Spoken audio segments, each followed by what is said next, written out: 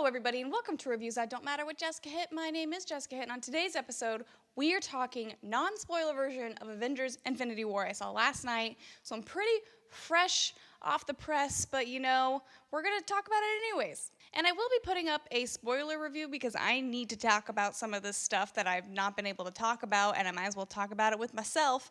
I'm probably going to put that up on Tuesday, so come back on Tuesday if you want to talk spoilers, because this is going to be completely non-spoiler. At least I'm going to try. But I will warn you, or I'll cut it out. I'll edit it out if I do spoil something. So here we go. Going into this movie, the way I would describe it is I have not felt this sort of excitement since probably Deathly Hallows Part 2. Because the Harry Potter franchise was huge for me. Most of you would know. And this sort of build-up through these 7 previous films into this 8th film was so much, and I'd read the books, and I knew what was coming, but I still wanted to see what they would do with it. And it did not disappoint. I really liked Deathly Hallows Part 2. This movie is very similar. We built up the last 10 years, a decade worth. This is the 19th film in the MCU, and it was all worth it, in my opinion. This movie exceeded expectations. I have tried so hard this entire week to stay away from spoilers and to not look at any sort of reactions. I haven't looked at any non-spoiler reviews before I saw this because I didn't want... To me, when I'm really excited about something like The Last Jedi or like Black Panther or like or Avengers Infinity War, I like to stay completely clear of it. I don't want to watch the TV spots that are coming out.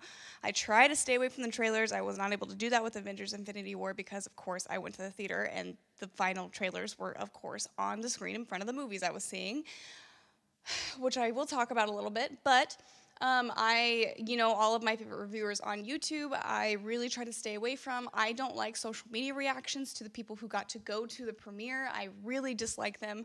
I think that they, in my opinion, they don't do anything for me besides piss me off.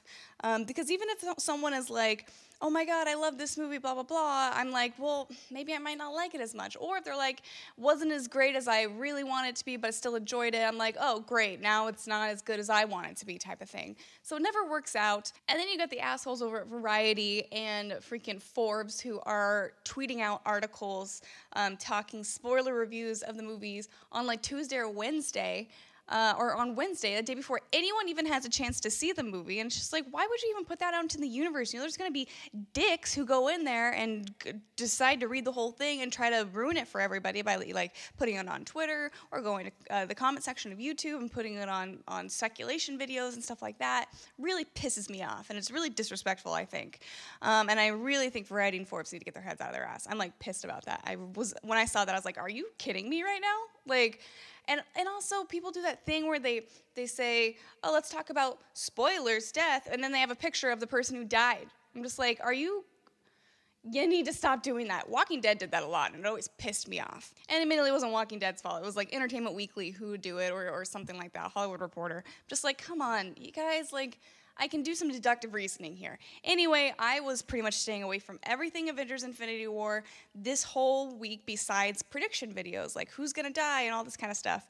And I thought maybe 2 people were going to die in this movie. I had predicted, I'm not going to say who I predicted, I'll talk about in the spoiler video, but I was right on 1.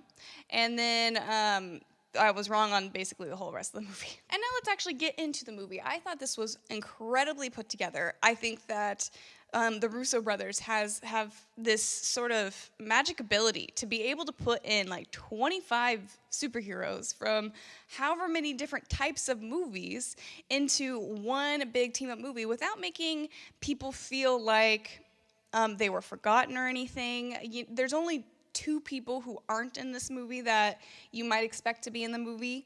I don't think that's too much of a spoiler. But I also think what the Russos did really well is they made this movie, this whole first movie, which is theoretically part 1 of the Avengers 3 and 4, which are 2 movies coming out a year apart, kind of like Deathly Hallows in a way, but We don't know what the name is of the fourth one. We won't know for a long time, probably. I'm assuming 6 months. We're not going to know for a long time. I'd actually be pretty happy if they waited until after Captain Marvel, which premieres in March of 2019, and Avengers 4 is set to come out May of 2019, so like a month and a half-ish. I would love it. At the end of Captain Marvel, it says, she will return in Avengers, whatever the name is, Infinity Gauntlet, or whatever they're going to name the fourth one. That is saying if she's even going to be in it, who knows. But what I was saying just then before I went on my tangent, this is a movie about Thanos. And they do a great sort of, it's not an origin story of Thanos, but it is kind of our introduction to Thanos. I mean, we've seen like post-credit stuff and a little bit in Guardians of the Galaxy, but not a lot.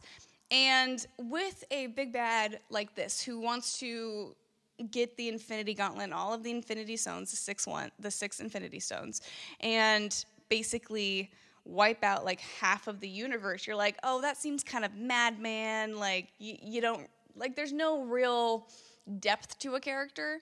And with Thanos, they do a great job in making you kind of see where he's coming from. Like, obviously, no one's gonna agree with mass genocide, but it's not just like, he really tries to explain himself in this way with balance, and you know, if you go too long unchecked, then everyone dies, which is, in his experience, that's what's happened. And so he's trying to prevent that. In his eyes, he's 100% the good guy. And I think Josh Brolin does a fantastic job with Thanos. I think that they put in a couple of really key scenes that show that he's capable of love, or he's, you know, there is a soft side to him. And like, if you just saw that scene, you're like, oh, that's a good guy.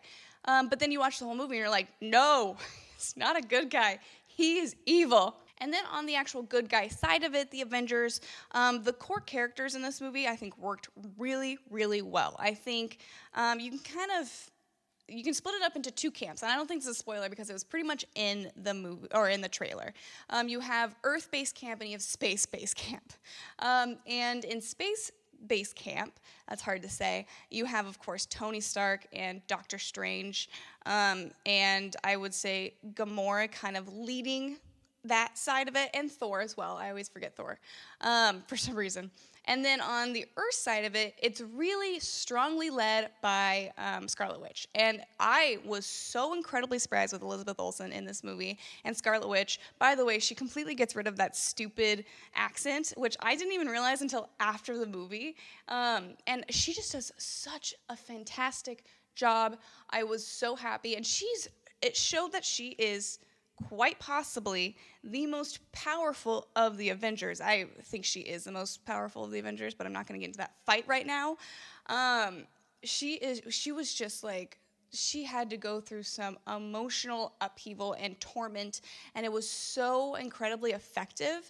And this movie does that a lot. While it has some incredible laugh out loud moments to where you're just like, oh my God, this is like the funniest thing I've ever seen.